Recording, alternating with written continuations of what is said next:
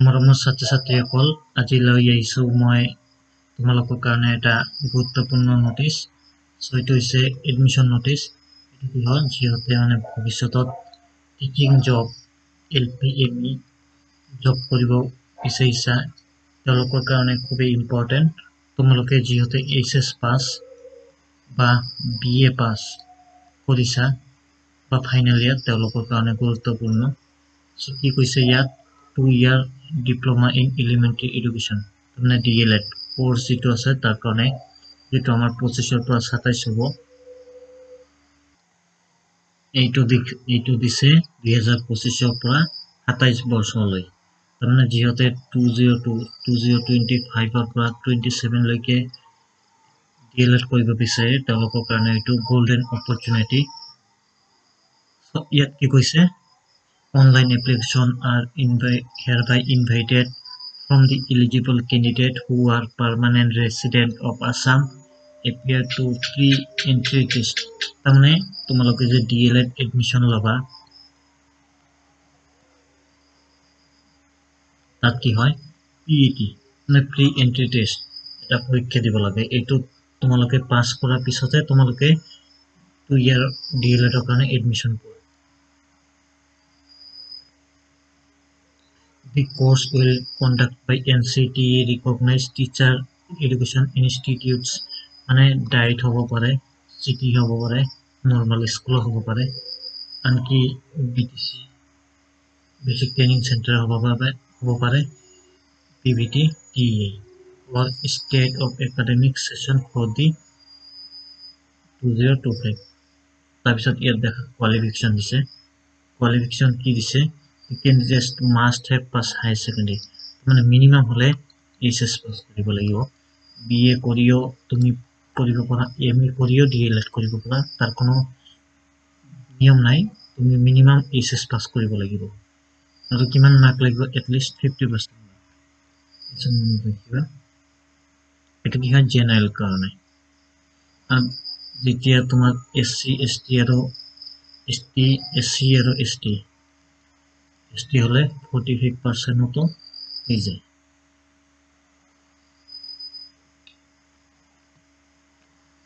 তাৰপিছত দেখা, তাৰমানে তাৰপিছত কিমান লাগিব, লাগিব 18+, তাৰমানে তোমাৰ বয়স 18 বছৰতকৈ বেছি হ'ব লাগিব, 34 ইয়াৰতকৈ কম হ'ব লাগিব। কিমান তাৰিখ, 1 জুলাই 2025। তাৰপিছত আমাৰ ৰিলেক্সেশ্যন আছে 2 year for candidate belongs to SC, ST, STP and ST Hill, মানে SC, ST plain আৰু ST Hillৰ কাৰণে 2 year ৰিলেক্সেশ্যন। তাৰমানে এইটো কি হ'ব, 34 + 2, তাৰমানে 36 years লৈকে SC, ST কেণ্ডিডেটে মানে PET এপ্লাই কৰিব পাৰে।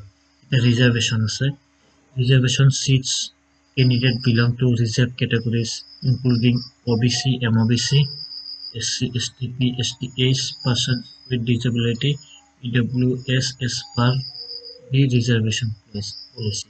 তাৰমানে ইয়াত কি কৈছে, মানে ইয়াত যে PET যে তোমালোকে সিট বিলাক পাবা, মানে এন্ট্ৰেন্স দি কি হয়, SC, ST, OBC সবৰ কাৰণে সিট থাকে, এইটো ৰিজাৰ্ভ।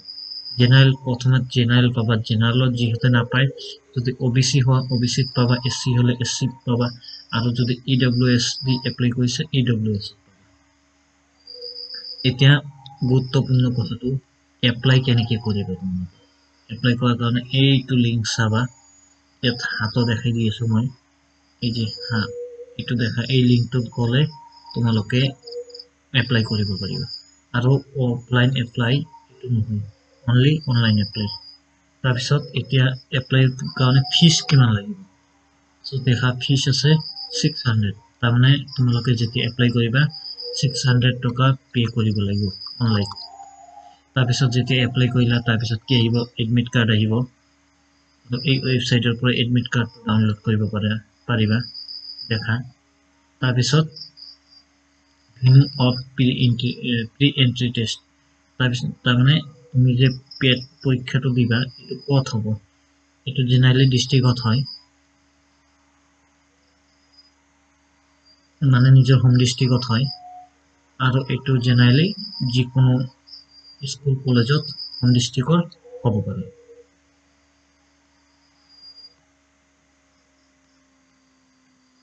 এতিয়া দেখা ইম্পৰ্টেণ্ট ডেটস। প্ৰথমত আছে অপেনিং অফ অনলাইন এপ্লিকেশ্যন, তাৰমানে 18 তাৰিখৰ পৰা অনলাইন এপ্লাইটো ষ্টাৰ্ট হ'ব, যিটো পেট এক্সামৰ কাৰণে অনলাইন এপ্লাই। তাৰপিছত কিমান তাৰিখলৈকে চলিব, 5 তাৰিখলৈকে।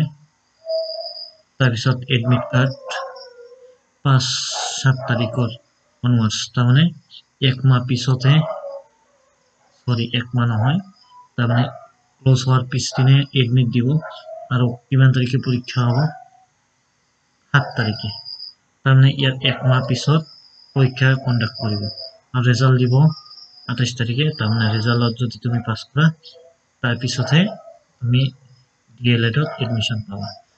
ইয়াত দিছে, এইবিলাক অলপ ভালকৈ মনত ৰাখিবা। In the event of any information being found false or incorrect may at any stage or not satisfying of the stipulated eligibility criteria candidature liability cancel, তাৰমানে যদি ইয়াত কোনোবাই অশুদ্ধ ভুল ডাটা দিয়ে তো তোমাৰ এই এপ্লিকেশ্যনটো যিকোনো মুহূৰ্তত কেনসেল হৈ যাব পাৰে। এইখিনি আছিল। বন্ধুসকল মনত কৰিবা, এই পেট এক্সামৰ কাৰণে যিমান কোৱেশ্চন বিলাক থাকিব আমি আলোচনা কৰিম লাহে লাহে। আমাৰ চেনেলটোলৈ